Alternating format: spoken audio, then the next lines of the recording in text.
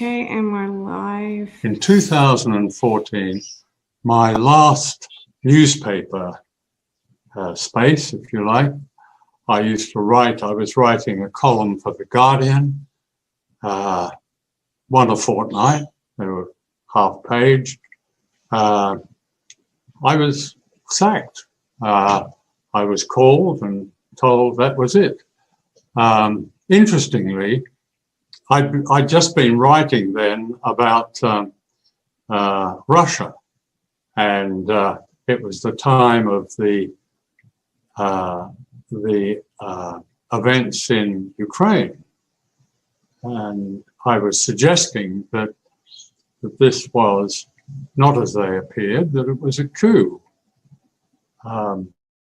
Whether or not that played directly on this, I don't know, but that's something. In previous times, I could, excuse me, I could write about very freely, but it was over.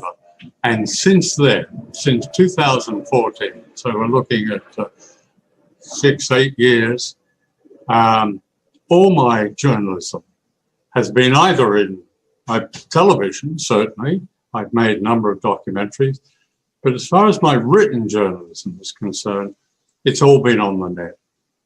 The mainstream has closed, and it's closed to people like me. The Guardian has got rid of some very fine investigative people. They're not wanted anymore. So that's the late, great John Pilger. And I saw today this tweet. You can go to johnpilger.com and see all of his work. It's like, 64 films. So he died last December, and the site was down a bit. But I have to thank him, kind of top of my list, for sort of waking me up to what was going on in the world.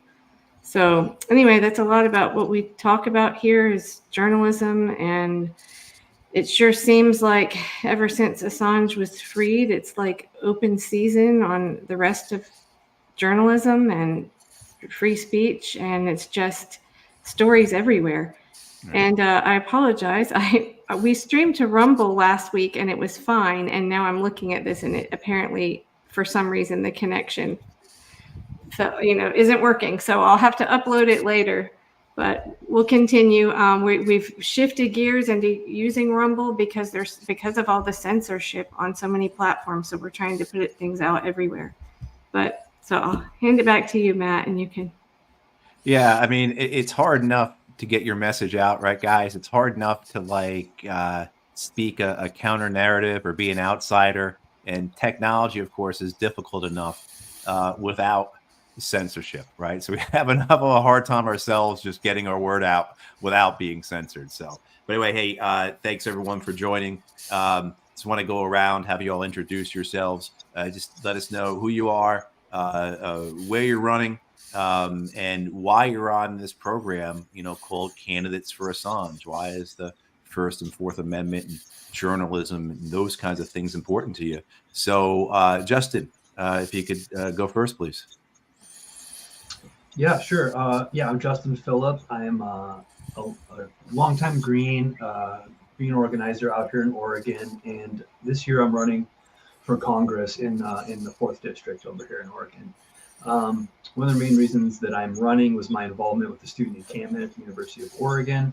I had been organizing an event for Jill Stein when she came to Oregon, but I wasn't really planning on running for office myself until that whole thing shook out, and I ended up getting terminated from my job at the University of Oregon for my participation in that protest. But yeah, I mean, the media serves a vital role, or at least it should, in holding our government accountable. So it's very important. So I appreciate the invite. Thank you for having me.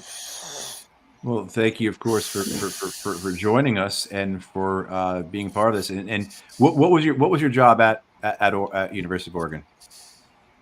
I was a program manager in donor recognition and reporting. My job was specifically around scholarships, so I enjoyed my job.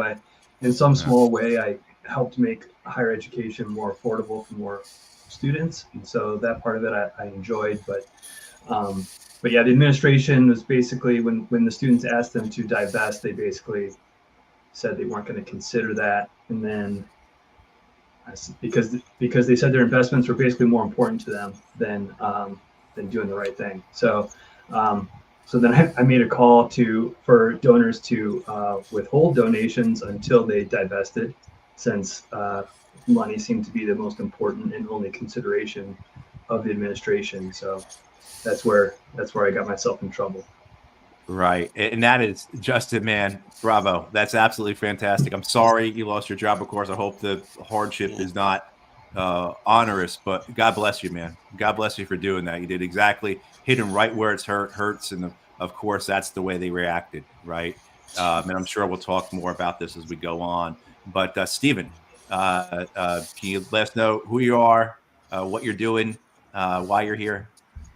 Okay, thank you, Matthew and Kelly, for inviting me to this live stream. My name is Stephen Leon. I'm running for Virginia's Congressional District 8. And I've come from intellectual property law. I've been doing it 15 years. And I got into this game initially to help climate change results, real technology, viable technology, and be able to help that through. But as I started, it opened up this whole door. I'm very solutions oriented, and I have to look at all the things. I mean, climate change would be the number one thing on my list, but of all equal priorities, really just jumping right in is to help protect democracy and what that means. If it's media literacy, I could go on and on with some of the items in my platform. There's a lot. It's actually pretty simple once you connect all the dots. Mm-hmm. And that's neat that Justin had mentioned that he's in the Green Party. I first I've always voted Democrat, but then I somewhere in 2018, I went to a couple of Green Party meetings that made me, an official member. But once I mentioned advanced nuclear energy, I just heard crickets. So, it'd be cool to see the Green Party kind of reform to understand technology and just to be that voice. There are a lot of parallels to the Democratic Party. I'm running independent, leaning left. So it's kind of the same thing. You know what I mean? There's kind of, but also recognizing, not taking it too far left. You know what I mean? Recognizing fiscal responsibility, but we still have that general welfare too. But if the Green Party, that would be cool, like within it, to see, let's say, should we mine the moon for helium-3? I'd say no, but to fully understand that, the way that I see the Green Party, like if I could just put one word to every party, the Green Party I like to think of it as a technology. Mm-hmm. But to know more about that. So I'm, I have a lot of mixed feelings about Assange, but and I don't support any hacking or anything like that. But I do recognize the pros and cons from all that. I've got a little spiel. I'm not going to go too much into it. How long is this live stream? We'll go for an hour. We'll go for an hour. Top of the hour. I just pretty much looked at all the issues as the economy started to get better from price gouge consumer spending after COVID. Just really looking at all the issues. So that's and it feels really good to bring. Some items are nonpartisan, some of them are, just to really to look at what is real and convince people that what I'm talking about is real and viable. And I think, well, first of all, the good news is Assange wasn't involved in any hacking. It was made clear when the government dropped all those charges against him, as well as if you read kind of the background of it. The hacking charge never really made any sense. Yeah, I've seen that. Yeah, Kelly knows this stuff really well. Yeah, I just wanted to put it out there just in case. Yeah, I think what's interesting for us having you here as we talk about free speech, free press, assembly, things like that, as well as in surveillance, is your background in intellectual property law, because I think there's probably some overlap there. But I'll also note that both you and Justin have guitars in the background. So maybe we'll break, right? Maybe we'll get into a jam session in a second. Well, Mike's going to get one, I think. Is Mike going to get one? I think so. All right. Is that a semi-hollow? Because that's a full electric back there. It is electric, yeah. I have to wire it up and all that. Hey, I used to have ending songs from musicians when before Assange was freed. We would play different songs, at the end. But I haven't been doing that, so you guys can just start playing at the end. Yeah, exactly. We got a band here. I mean, I was a drummer in grade school. I was in the fifth grade. But anyway, okay. Well, hey, Stephen, thanks for joining us, man. And Mike, welcome back. You've been on before. Really happy you're back on again. Thank you for allowing me to be here on the 5th time. I'm a product of the Tea Party movement. The small government, accountability, personal responsibility really rang true. It was what the government was not doing. Up here in the north part of Texas, I've been running as a small government, we the people kind of candidate. And that dovetails perfectly with the whole Bill of Rights, including Amendments 1 through 4. So kindred spirits, and just want we the people to have our freedoms maximized. Excellent. Thanks for joining us again. And Kelly, back to you.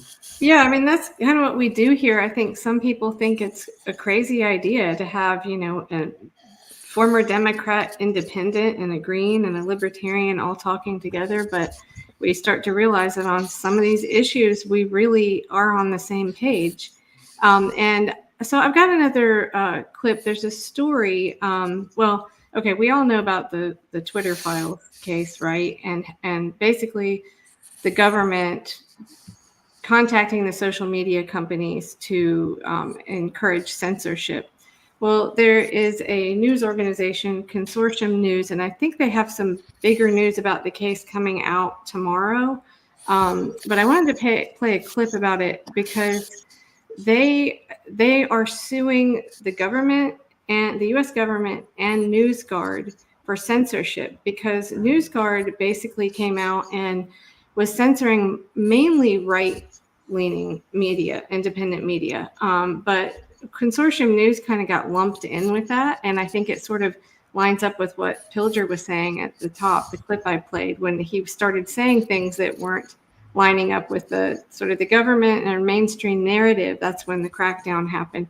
But this is just a short clip about the case. And then I found something interesting today I want to share that pertains to this. It's important to point out that the government, while it's prevented by the First Amendment from censoring or abridging the free speech of anyone, they cannot legally use a private company. That's what I think we're seeing here, proxy, where the U.S. cannot do something, they are using a private company, in this case, NewsGuard.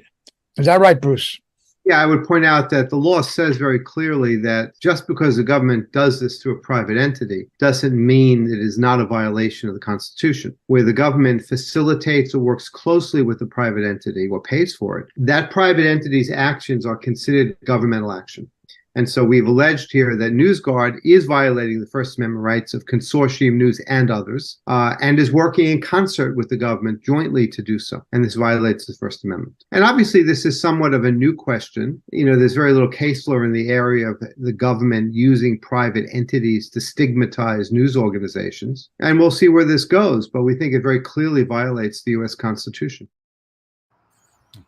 And if people aren't familiar with NewsGuard is this outfit that they go and they rate media outlets on how trustworthy they are, how accurate they are, what kind of influence is put upon them, and then they're given a green, a yellow, or red. And then that is utilized by social media companies, journalists, the public, to judge whether or not this media outfit is trustworthy, is something that should be delisted in an algorithm, right? Or someone, so you shouldn't quote this person because NewsGuard gives them a D-, in terms of trustworthiness. And the issue being in all this, what Joe and Bruce were talking about, was this idea is that NewsGuard is funded by the American government. So that's the issue here, that they're exploited. Yeah, and so bear with me just a second. I'm trying not to be too wonky. Okay, here we go. Show this tab instead. Make sure this is working. Okay, here we go. Okay, so if you want to know more, you can go to consortiumnews.com and find out. Let's see, let me go here. Okay. So they've got a whole, they did a live stream here. It's great. Stefania Marizzi's on this too, Matt. And it was a great conversation. And so they explain what happened here. And basically, so it included, so it tagged Consortium News, because of some of their coverage, questioning things with Russia, Ukraine, I suppose was the main one. But they ended up labeling all 20,000 plus Consortium News articles and videos published since 1995 with warnings to proceed with caution. So that's really the problem there. So it was interesting, though. I thought, well, okay, so they can't, when I've brought this up with people, they say, well, these are, private companies, Twitter, NewsGuard, or whatever. They can censor whoever they like. They can do this. But the issue, of course, is that it's the government using one of these companies as a proxy. And so I found this today. Let me move over here, make sure this, can you guys see this? Okay. So very interestingly, this site that I found, it's lawfaremedia.org. And this is right down the street from me. This is at UNC. And I will say they're very, I notice a lot of bias right off the bat on this, but I won't get too down in the weeds on that. But it's very liberal. I mean, that's no secret, UNC Chapel Hill. But they go into this specific about jawboning. And so it says, jawboning is when the government exerts pressure on a private entity to try to convince it to change its content practices. This pressure violates the First Amendment when it is coercive, but permissible if it is merely persuasive. The challenge with that rule is that no one seems to know the difference. And then I guess the whole, which we know is the Twitter Files case, this Murphy versus Missouri case, really didn't answer it, which I thought was a really weird explanation of why that didn't. I'm wondering if anybody here might be able to explain this better, if you know any contract law, but just reading this law. But it says basically that the plaintiffs had not demonstrated that past successful efforts by government officials to suppress their speech was sufficient to show future threat of injury. So basically, it didn't solve anything. So we don't really know what it means. What's the difference between persuasive and coercive? And so they go on this Lawfare Media blog. They go on to explain, I didn't have the right page up, sorry. They go on further here to explain that the FBI has some information they've published about how to sort of determine which one it is, and just transparency. And but I just thought it was really interesting because it's like, how do you really, if the government is saying, and they're just being persuasive, but I don't know, where do you draw the line there on whether it's right? That seems interesting, where the impartiality of the government when it comes to it. Well, it's one thing I remember reading within the Twitter Files that Elon Musk had. So if we have privatized organizations that are helping the government find certain speech that isn't protected, there's a certain, even hate speeches in some regards, imminent threats and danger, that's pornography, things like that in the public domain.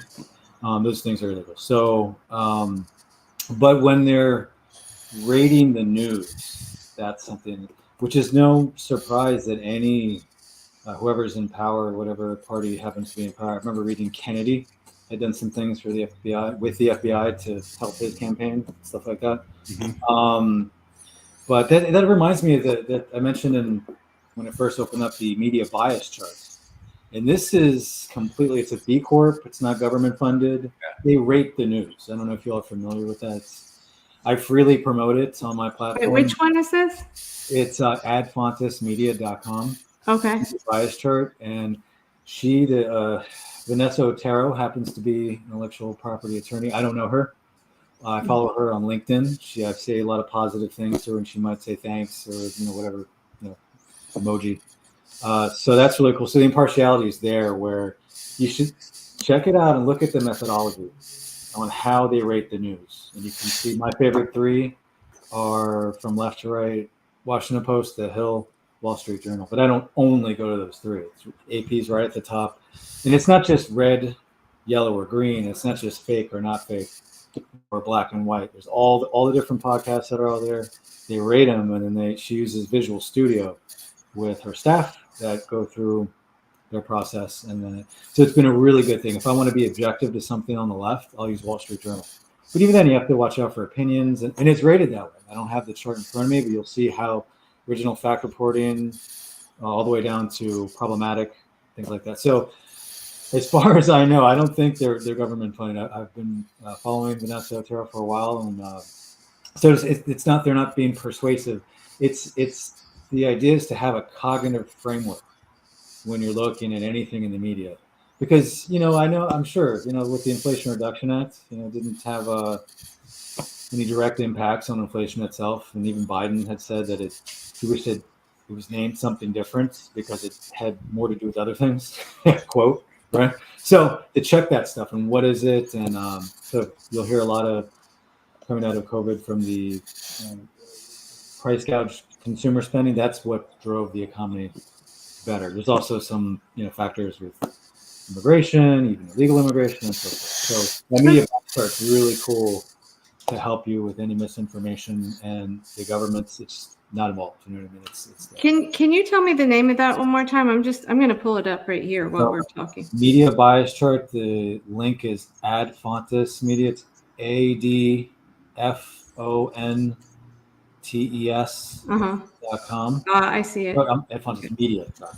Okay. So I'm not familiar with it. So it's the most robust. Okay. Platform for mitigating media bias. You can see where Tucker Carlson ranks, where you think he would. You can see where Sean Hannity and others. I just had to throw that out there. But like I said, my favorites are the Washington Post, The Hill. The Hill is by far the most well-known. They'll say that they're nonpartisan, but you see a lot of bipartisan elements in there. And it's cool. I read more of my news than I do on television. So if I see a lot of the stuff that Elon Musk is talking about, you know what I mean, I'll just media bias. You know what I mean?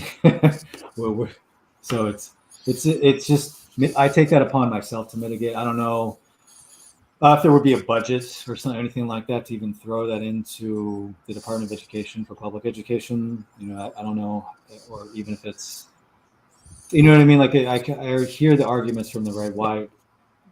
What business is it of children? You know what I mean? Who are under the age of 18 aren't going to vote to be exposed to political bias.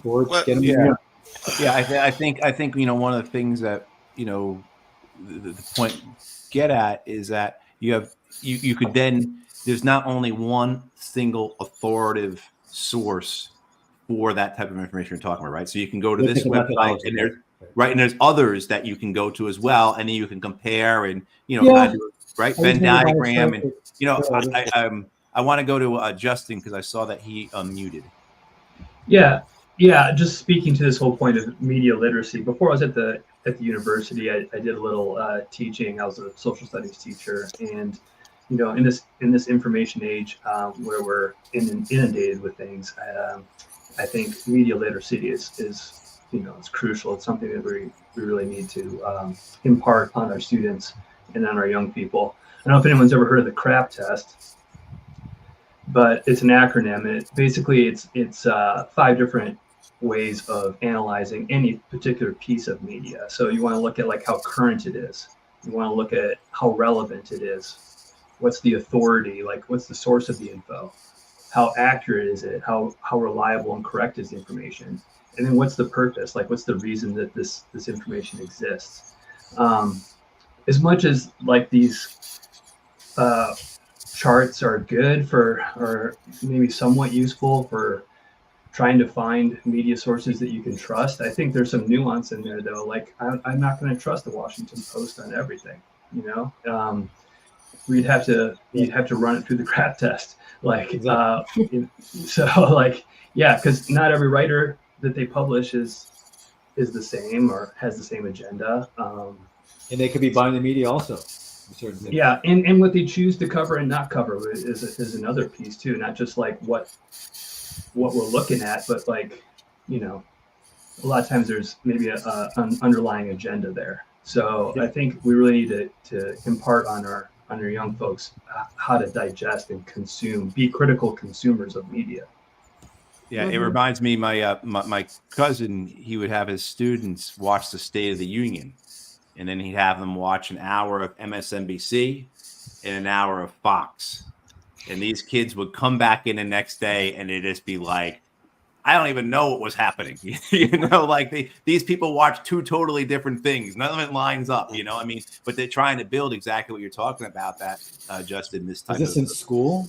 This is in school. This is what grade? you know, like 8th grade social studies. Wow. You know, yeah. So like that type of thing, but exposing them to that, trying to get them to think critically and understand that there may be biases, there may be nuances. You have to do the crab test or whatever. But Mike, I want to go to you, please.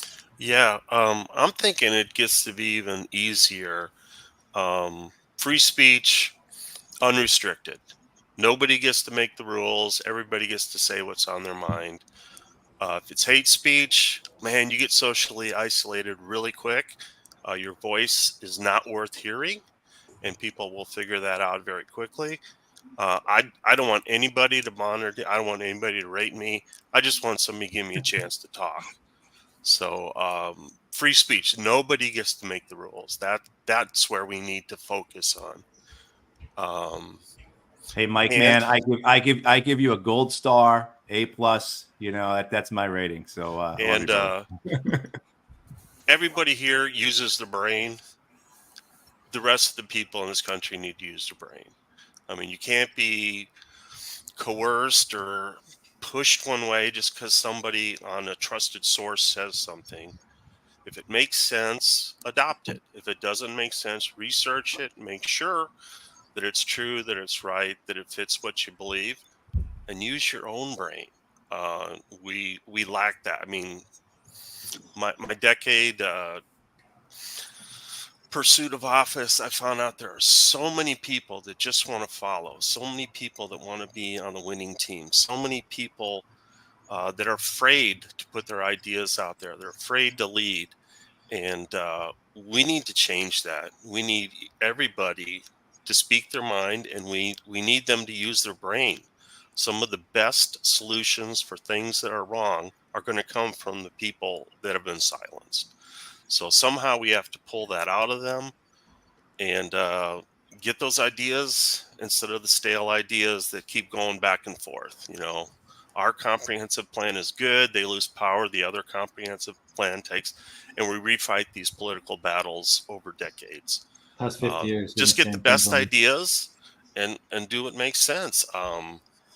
Yeah, I think you know, one of the ways we could go with this conversation now is this idea of political literacy. I mean, you guys are all outsiders, right? We've got a libertarian, we've got a green, we've got independent. So as you're campaigning, you know, how does that come across in your campaigns? And Mike, you've been doing this for a long time. If you all don't know, Mike, because of some, we'll call it funny business down in Texas, Mike is not on the ballot anymore down there, and that's a whole other thing we can get into. But you know, in the previous election, Mike, you got what, 37% of the vote? 30.7%. 30.7, right? So, but you know, as a libertarian with $0 to work. Yeah, right. So, but as outsiders, right? In your out campaigning, what do you come across in terms of like political literacy and what you encounter from people? This idea of voting for someone who's not, you know, red or blue or D or R. Yeah, Justin. I don't know. I think there's a lot of confirmation bias out there. I think to take like a psychology angle with it, like there's a lot of people that they seek out information that just reinforces what they already believe. You know, like as Green Party, we're constantly having to hear from Democrats about Jill Stein had a dinner where Putin was president, and therefore she's a Russian asset because they were in the same room with each other for a couple hours. You know, it's like, so, you know, but so many people buy into that narrative because I think that because they want to believe that, you know, it's reinforcing their tribalism. It's making them comfortable in where they already are. So it's a tough one to sort of like overcome these really strong narratives, because people can be so tribal, and the three of us maybe not as much because we're sort of the outsiders, but yeah, like Mike was alluding to, people have, they want to be associated with a winner somehow, rather than just seeking out the truth. But I'll let you guys speak to that. I like what Mike was saying about best ideas. And when there's so many different ideas, what does the data say? What does the math say? Most importantly, what are the principles? I feel very fortunate that George Washington, Mount Vernon is in our district, and I've been using this quite a bit because it's hardcore blue here, and that's fine. I've always, like I said, I've always voted Democrat. And but there's this famous quote. Everyone knows that George Washington was an independent, and he warned very sternly about how political parties could solve popular ends, but in times they could, unprincipled men, I'm trying to say this in effect of the quote that he said in his farewell address, could usurp the people's grievances, wants, needs, requirements. And how that translates in today's narrative is the American Anti-Corruption Act. The big money in politics. That is the root cause. I stumbled upon this video by Represent Us, partisan organization, maybe 3 or 4 years ago. Jennifer Lawrence was on there. They're talking about Princeton studies on how 70% of their time is spent campaigning, raising funds, doing that, and only 30% of their time is actually spent resolving anything. So I've been pushing that hardcore. So I've done some caucuses around here. You don't get the invites. You know what I mean? You don't get the. So I've been heavily using social media. That's probably what attracted Kelly to my campaign. Every day I'm finding something to go after. And you know what? I have to be a little bit creative. You know what I mean? Like I look at it. It's like a sport. You know what I mean? There's an offense and there's a defense. So I make sure I've got my confidence resides in my plan. So when I go after someone and I see what they're doing with narratives that don't pan the data or principles, I just flip it. I find creative ways. If it's George Washington, you know what I mean? Parties can serve popular ends, but if we get the money out, the big money out, that's what that American Anti-Corruption Act does. So, I've got a clip, that Princeton clip. I could play that. Have you seen? I think it actually is from Represent Us about well, I'll just play it. Yeah, it's a great. Researchers at Princeton University looked at more than 20 years worth of data to answer a pretty simple question. Does the government represent the people? Now, this is what they found. This axis here represents public support for any given idea. On the left at 0% are ideas that not a single American wants. On the right at 100% are ideas that everyone supports. This axis represents the likelihood of Congress passing a law that reflects any of these ideas, from a 0 to a 100% chance. On this graph, an ideal republic would look like this. If 50% of the public supports an idea, there's a 50% chance of it becoming law. If 80% of us support something, there's an 80% chance. You get the idea. Now, most Americans would probably agree that, with a few exceptions, we should be as close to this ideal as possible. Unfortunately, the way America actually works doesn't even come close. Take an idea that nobody supports, literally nobody, and it has about a 30% chance of becoming federal law. Now, take an incredibly popular idea, the most popular idea this country has ever seen, and there's also about a 30% chance of it becoming law. This means that the number of American voters for or against any idea has no impact on the likelihood that Congress will make it law.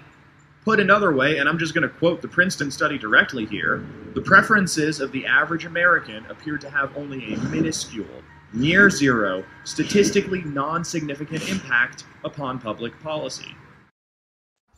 there it is. And all of us should adopt that platform. I freely adopted it. They haven't said anything to me. They haven't said stop chopping up our videos. I've even borrowed a little from Jennifer Lawrence. Yeah, that's what they're doing. The lobbying too. Right.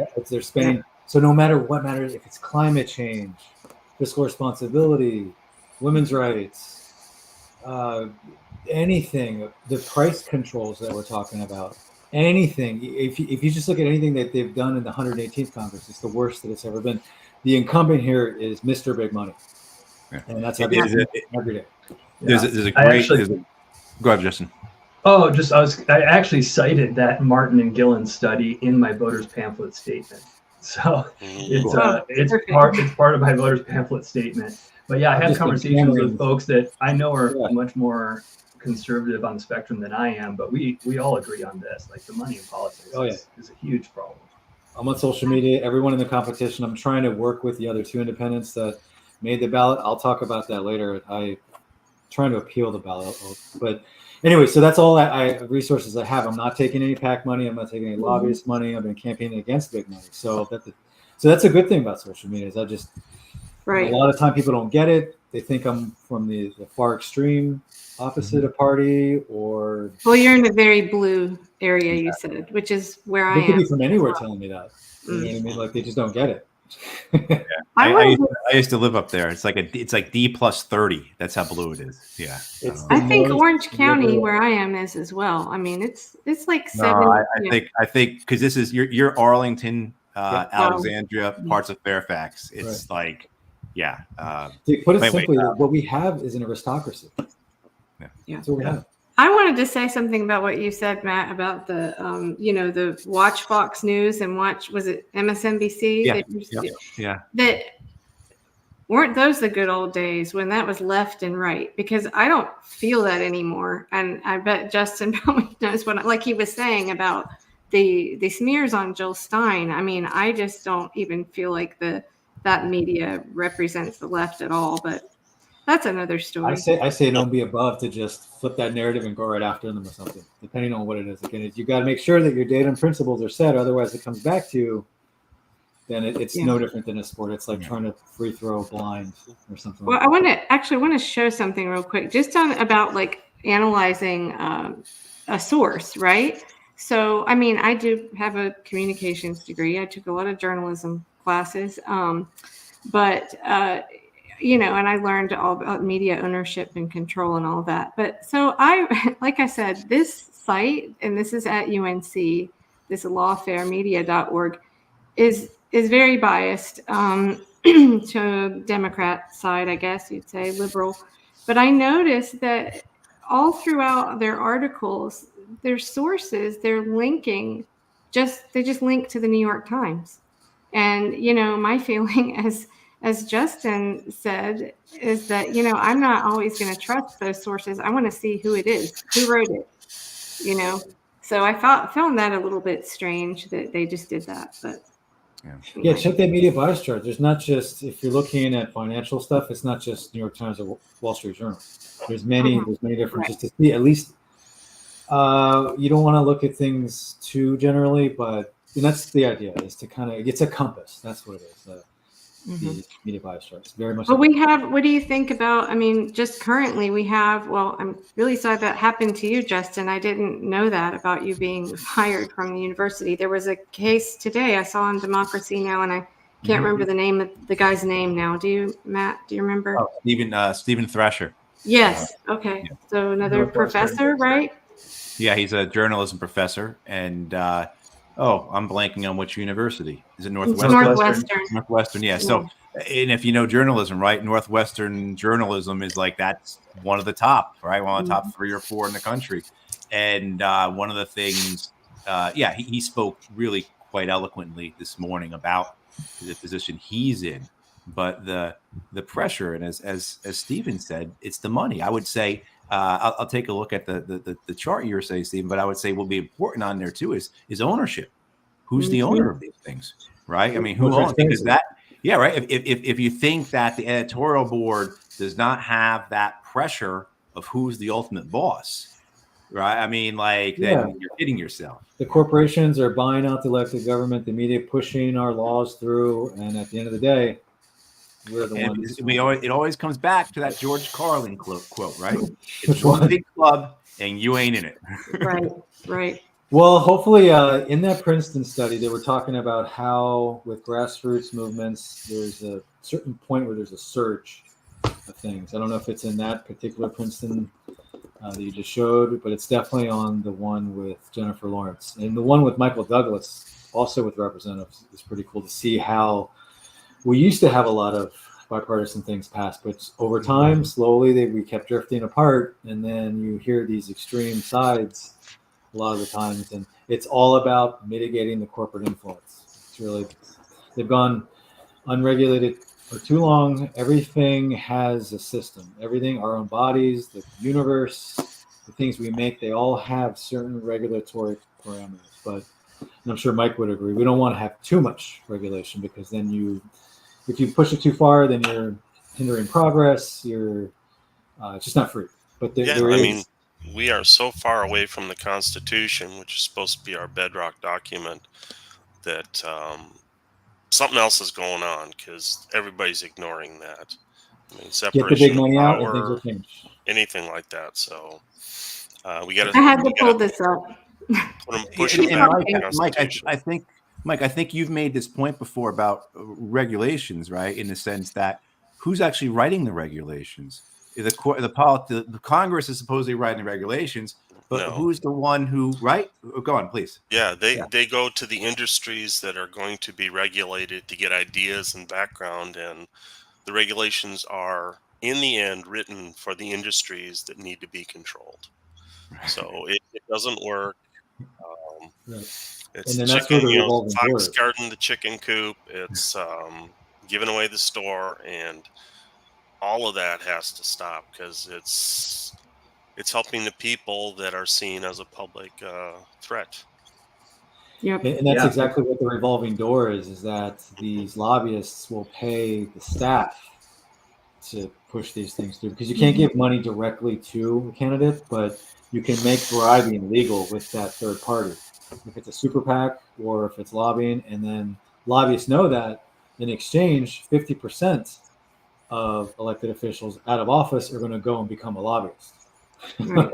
Well, So- it's also, the revolving door is also very important at lower levels too, because where do these staff people come from? They come from the industries, right? They're vetted and they're approved. You don't get on a congressional staff unless maybe you're in a Thomas Massey's office or Bernie Sanders' office, some type of rogue congressperson, unless you're vetted and approved by the people that you are going to be conducting oversight on. But Justin, I think I saw your hand go up there. Well, I'll just, to this point about, lobbyists sort of writing policy, I think what we hear about in political talk a lot is term limits. And, I don't really think that's the answer. I think they did a study and said that, where term limits have been enacted, lobbyists actually have more power, because then the elected officials have to lean on them even more for their expertise, because they're just rookies. I mean, I don't know any other line of work where we would say less experience is an asset. And I don't think politics are really any different. I think what the problem is not that there's no term limits. It's just this money influencing our government. It's this big money in politics that's the real root of the problem, not this idea of term limits. Well, that's the cool thing again about that American Anti-Corruption Act is the ideal legislation. So I mentioned earlier that I come from intellectual property law, and our patents, the title has to be indicative of the claims. I look at bills and laws analogous to that. So again, Inflation Reduction Act shouldn't have been named that, and it didn't do that. So the American Anti-Corruption Act has term limits, and it mitigates PACs and super PACs and lobbies bundling, and term limits, and redistricting with gerrymandering, but not all gerrymandering is unconstitutional, let's say for geological reasons, and ranked choice voting. So it's the idea. It's they developed the American Anti-Corruption Act was developed by a former FEC chairman back in 2012. Represent Us picked it up a few years ago. So it's already been, the more that we can keep pushing that, you know what I mean, and really take a look at it. And it's a model legislation. So if there's things that we can tweak and massage in there, but it already has a 90% approval across party lines. The people want this, but the politicians that are getting all the money, they don't have a vested interest in pushing it. So that's why I just keep pushing every day, just hammering. I want to put the brakes on this discussion of term limits. We have the power already for term limits. If the guy or gal's an incumbent vote for the other person. We have the power today. We don't need laws written by corrupt politicians to figure out when they're out of office. Well, again, People have that power. Just don't vote for an incumbent. The incumbents have a, what is it, 89% About that. re-election rate. Don't So vote for an incumbent. it's just to say that is not enough. So if we make a law with it, that if I were to write that in, I'm not a corrupt politician. If you favor term limits, act with your vote. Don't wait for somebody else to tell you how to do it. That's what I'm talking about with the American And Act. if So the a debate. party, okay, there's a guy, or a gal running in a party, they're term limited out. Do you think the person stepping in behind them for a dominant party is going to be any different? You're going to get the same ideology.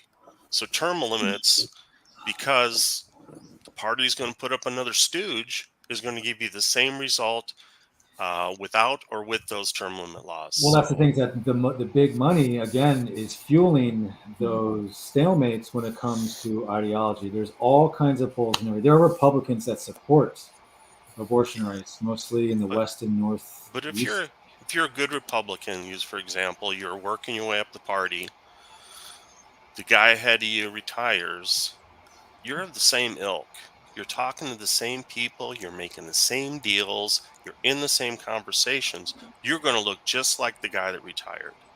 So term limits, whether you kick them out 2 years earlier, 4 years earlier, 6 years earlier, you're still going to get the same thinking because it's the party that's propping up the candidate. Not necessarily, because the money itself, again, is stalemating at such a low efficacy of 30%. So when it comes to, you have to look at that American Anti-Corruption Act. Yeah, I mean, in principle, I agree with Mike. But like Leon's saying, like, it's just people are literally buying elections. It's just like they're just spending so much money that they're able to just be the most loud, the loudest voice in the room.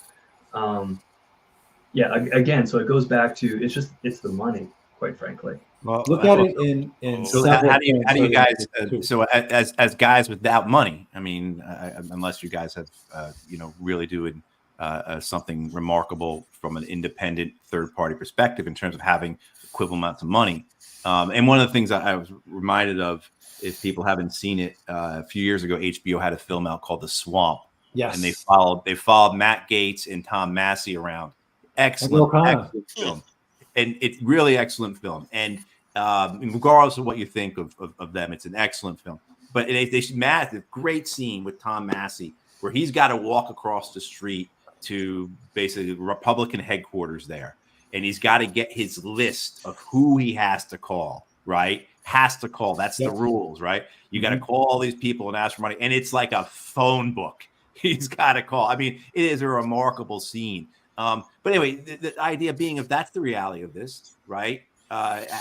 What do you guys do to counter that? I mean, how do you guys as outsiders, as independent third-party candidates who don't have the same access for money, you don't have an Act Blue or Run Red or whatever the Republican network is and everything. What are y'all doing about that?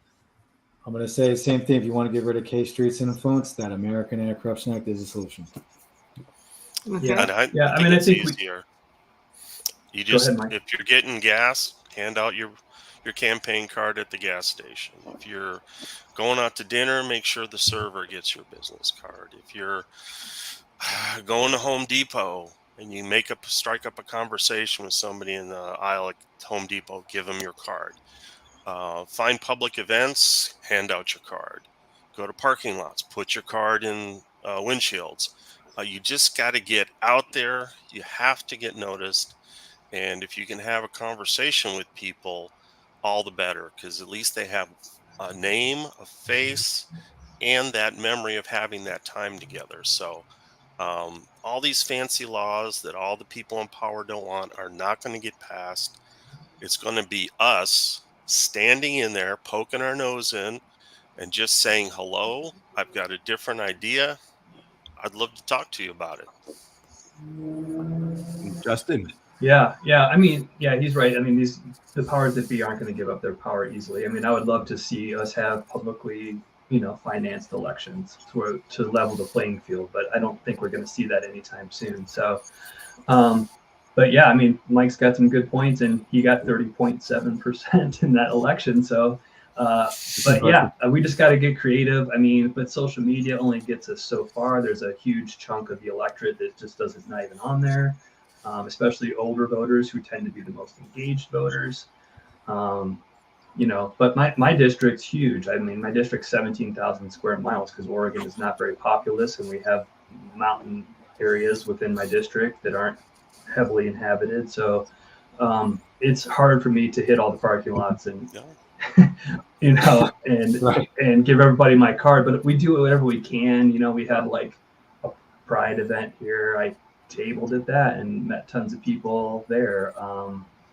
But yeah, I think Mike kind of hit it. You gotta get out there. You gotta have face-to-face conversations and put yourself out there. It's the best we can do. But we're really fighting an uphill battle. I mean, I've raised like $3,000, $1,000 of which came from Green Party National. You know, in 2022, my opponent, the Democrat incumbent, you know, raised 2.5 million, or she spent that. The Republicans spent 4.4 million to lose. Combined, they spent almost $7 million on their congressional campaign. Like, does the Green Party have any PACs? Pardon? Does the Green Party have any PACs? Sure, No. they do. No. Cool. No, we don't accept corporate money. And I know, you can have a PAC without that, but no, I mean, and by principle, we don't do that. But cool. Yeah, so we're just we're a little bit hamstrung, and then we have to deal with the media blackout on top of that. You know, so we're really pressuring all of our local media outlets, like, and I'm tracking every time they have the incumbent and her Republican challenger on their shows. I'm tracking all of that, so so I can sort of point to it and say, like, you know, it's not fair. I mean, you know, but it is what it is, and so we do the best we can. But well, thankfully we have. I mean, I have to give a shout out to Free and Equal as well. Isn't Free and Equal? Yeah, Free and Equal. I mean, they did the debate, you know, with Chase and Chase Oliver. Yep. Chase Oliver. I keep forgetting his last name. And Jill Stein and the other guy, I forget which party that is. But I mean, I think that was great because you got to actually hear more substantive conversation. And I guess that's part of, you know, what we're trying to do here. And I think we've probably gotten the closest to a real like argument tonight. Right. That's great. And we I mean, I just tell one story before we go around the horn and wrap up, so at the top of the order. When I ran a couple of years ago in North Carolina here, statewide, about a week or so before the election, a journalist who I had known before contacted me, and he ended up putting one sentence into a story about me. But he said, you know, I'm sorry I haven't talked to you at all during this campaign, but you know what? You weren't going to spend hundreds of thousands of dollars or millions of dollars on my station. So, you know, that's how it goes.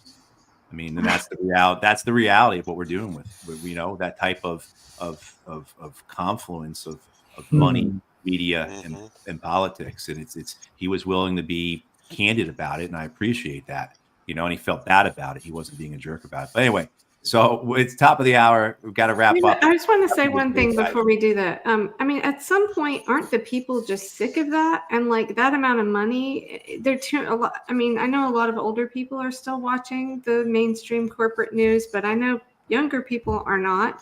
They're sick of it. They're tired of it. And I think, you know, Mike, I mean, we should listen to you. You're the one that got 30.7% of the vote. I mean, yes, you can do any kind of independent media that's available. And I think that's a great tool, but everyone's kind of in little silos with that. And you only see what, you know, you choose to see.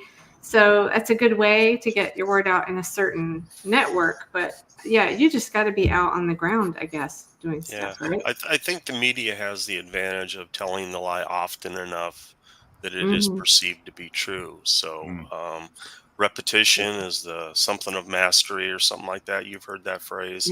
I think it goes with lying through your teeth as well. As long as you're consistent in your lie, people are going to eventually believe it because it's what they hear. So we need to, again, put our nose in there, speak the truth, and give a different take on it. You know, if you're frustrated with inflation, let's not do the same thing we've been doing for 60 years and running massive deficits. Let's try something different. Maybe we can get out of this cycle. So Yeah, don't listen to the lies, folks.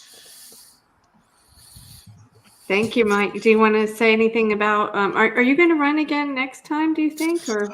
I don't know. Mhm. I don't have enough time for this election cycle. Was litigated almost 6 years, and then 2 months before the election, they said you're off the ballot, dude. So, yeah, I got a little anger I got to deal with, and a lot of Well, thinking. we're going to keep talking about that stuff. I've got made a Please. great clip from, did you see that one? You weren't on, actually, Yeah, I Matt, didn't make it we last started a little late. I'm going to play this Yeah. 27-second clip because it's fantastic. I realize that this comes down to being just a First Amendment violation. Like, if you don't have access to be able to vote your conscience and to vote for who you want to be able to, because the two major parties have put so many barriers and so many challenges for people to be able to get onto the ballot, then you can't exercise your basic First Amendment principle just by simply casting a ballot, because they're keeping people off the ballot with their arbitrary rules. I was there. You were there. Yeah, that was 2 weeks ago, evidently. Yeah. So I think that's happening to the Greens and Libertarians, and I guess Independents as well. Yeah, You have all, any third party. Yeah, they keep upping the signatures that you have to get, and that's why when you get these lawsuits, it's in federal court, because it's a First Amendment case. That's why. So when you see that litigated that way, why are they in a federal court? If there's a state board of elections, it's because it's a federal First Amendment case. But I've had pushback, like I told you, Matt. I think from the election security community saying, I said that's voter suppression. No, it's not. They just deny that that's voter suppression. So it is. We need to tell it like it is and keep repeating it. So okay, Justin, you want to go next? Yeah, I'm not sure what we're talking. Just wrapping up, I guess. Oh, yeah. I mean, I don't know. Yeah, I agree with you on the whole voter suppression thing. I mean, Matthew obviously is well familiar with it. I know your story, Matthew. And so, yeah, I mean, North Carolina, right? Georgia recently, Wisconsin, Nevada. These are all places where the party that's supposedly going to save democracy has been trying to sue us off the ballots. And there's, when people are surveyed, there's no guarantee that third-party voters would, Green voters aren't going to vote blue just because there's not a Green Party candidate on the ballot. A lot of Green Party voters are just fed up with the two parties and would rather not vote at all. So, 100%, Kelly, it's voter disenfranchisement. People need to be allowed to vote their values and vote for the people that most closely match those. Yeah. And Justin, who are you? Where can people find you? How can they support you? Yeah, thanks. I'm in Oregon, Congressional District 4, which includes our two major universities of University of Oregon and Oregon State University. And you can find me at justin4Congress.org. You can find me on Twitter, Facebook, all the socials, pretty much. I've got a college student trying to help me with TikTok. I'm not there yet. I'm Gen X, so I'm struggling with the TikTok, but otherwise, yeah, Justin for Congress. Look for me, not Justin Amash though. He comes up first. Well, I'm Gen X as well, but I figured out TikTok for the purposes of this project. And so I always put clips up of the candidates on TikTok. I have, however, learned that they're doing as much censoring as Twitter. So anyway, we're trying to be everywhere. So I'll make a good clip and share it with you. But Stephen. Thank you. So in closing for me, not to be too much of a soapbox, but I had submitted enough signatures, more, and I got a letter saying I didn't qualify. 3/5 of the signatures were validated. And it was, the letter was very limited in detail with how to appeal, and I felt discouraged. I thought maybe my canvassers didn't ask every voter if they were registered voters in this district. And 10 days went by after that. And, I started an appeal process with them. And it's on my website, leonforcongress.us. There's a button there that says ballot appeal. You can see the inconsistencies that I've had between the Department of Elections. They gave me a spreadsheet with a record of 340 signatures were blank, which doesn't make sense because the columns don't coincide with the statuses. And at the end of it all, I'm like, okay, so you guys clearly had short staff and all this other stuff, and you're not going to give me a 10-day grace to appeal when clearly there's some inconsistencies on your side, and you didn't disclose certain chapters for me to help me out to appeal. It's very blank. So that's my thing. I really earnestly did try to get on the ballot. So I'm just going to keep hammering it with my plan. Hopefully come on shows like this some more and try some other creative things to try to get the people's attention, work with the other independent candidates over here and adopt the best ideas from all parties. Absolutely. Exactly. And that's really what we're trying to do here is get you guys all kind of together and talking. And I think there's just power in numbers, and courage is contagious, to quote Assange. So thank you all for coming. And if you want to do a jam session, I don't have a song, so I can either Play us out. Play us out, guys. No, I'll just say one thing before. One man with courage is dangerous, so don't give up. That's right. All right, everyone. Thank you. Have a good night. Thank you. Good night, guys. Nice talking with all of you. Thanks for having me.